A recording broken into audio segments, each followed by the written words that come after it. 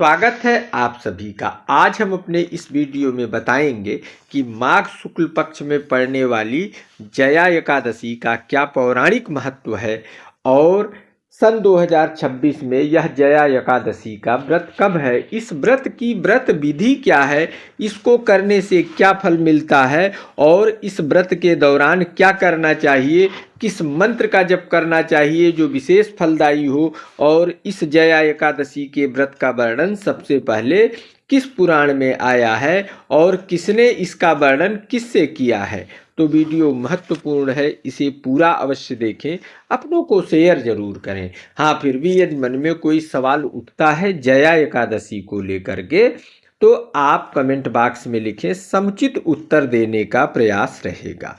माघ शुक्ल पक्ष में पड़ने वाली जया एकादशी का व्रत विधि पूर्वक करने से पाप कर्मों से मुक्ति मिलती है, भूत प्रेत बाधा से मुक्ति मिलती है, सत्य के मार्ग पर चलने की इच्छा जागृत होती है, मन से नकारात्मक ऊर्जा का नाश होता है, सकारात्मक ऊर्जा का वास होता है, मन से भय दूर होता है। सन 2026 में जया एकादशी का व्रत 29 जनवरी 2026 दिन गुरुवार को है। जया एकादशी की व्रत विधि इस प्रकार है।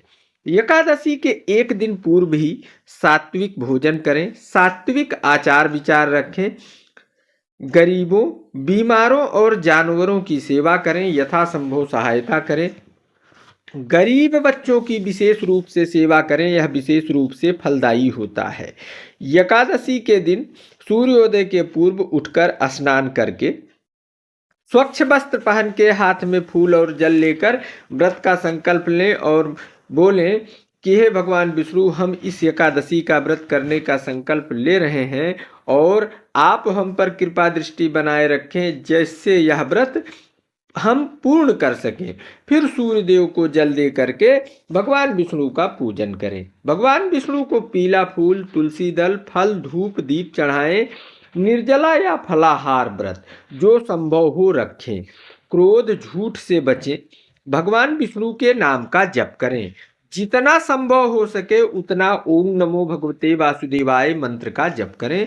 रात में भगवान विष्णु के नाम का जप करें और भजन करें। दूसरे दिन स्नान ध्यान दान करके पारण करें।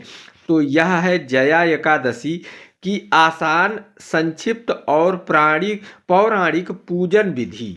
जया एकादशी व्रत और पूजन विधि के अलावा यदि आप जया एकादशी से संबंधित कुछ और जानना चाहते हैं तो कमेंट बॉक्स में लिखें, समुचित उत्तर मिलेगा। पद्म पुराण के अनुसार इस जया एकादशी का व्रत करने से भूत प्रेत बाधा से मुक्ति मिलती है, पाप कर्म क्षीण होते हैं, सत्य के मार्ग पर चलने की इच्छा जागृत होती है। इस एकादशी का वर्णन सबसे पहले पद्म पुराण के उत्तरखंड में आता है और भगवान श्री कृष्ण युधिष्ठिर जी को इस एकादशी के बारे में बताते हैं। तो यह है जया एकादशी का पौराणिक इतिहास।